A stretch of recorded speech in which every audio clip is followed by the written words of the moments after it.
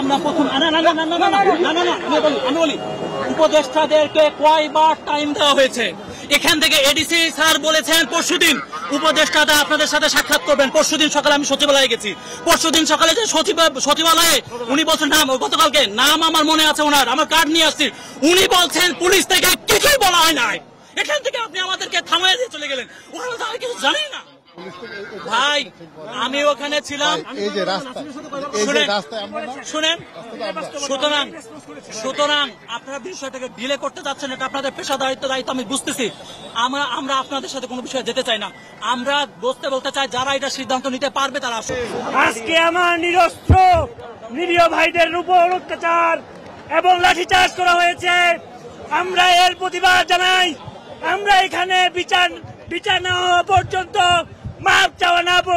মাপ না চাওয়া পর্যন্ত এখানে অবস্থান করব। কেন টিয়ারশেল মারলো? কেন আমার ভাইকে লাঠিচার্জ করছে? আমরা তো এখানে শান্তিপূর্ণ অবস্থান করতে চেয়েছি। আমরা তো এখানে আমাদের সুস্পষ্ট দাবি, দেশের পক্ষের দাবি, এইটার জন্য কাজ করতে চেয়েছি। আপনারা সাংবাদিক বৃন্দ, আপনাদের মাধ্যমে একটা মেসেজ দিতে চাই। কিছুক্ষণ আগে আমরা একটা কমিটি হাতে পেয়েছি।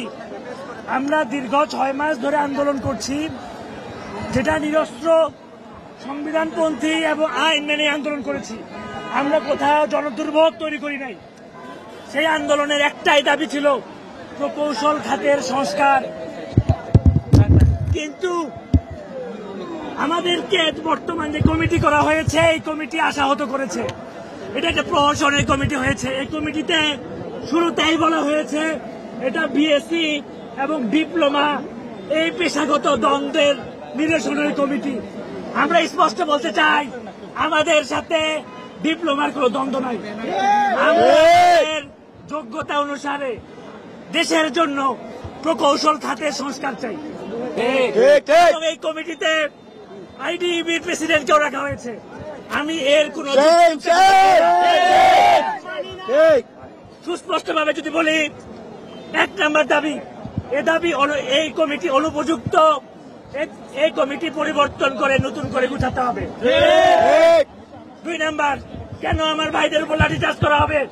এখানে পুলিশের যে ডিসি আছে, উনি এখানে মাপ চাবেন, উপদেষ্টা যাবেন। 3 নম্বর, আমরা আগেও বলেছি, সংশ্লিষ্ট 3টা উপদেষ্টার কথা বলেছি, ওনারা এখন পর্যন্ত এখানে আসেন নাই। অথচ আমার মেধাবী ভাইরা, আমার নিরস্ত্র ভাইরা এর কষ্ট পাচ্ছে, তাদেরকে এখানে আসতে হবে। এসে তারা আমাদের রোডম্যাপ বলে দিবেন।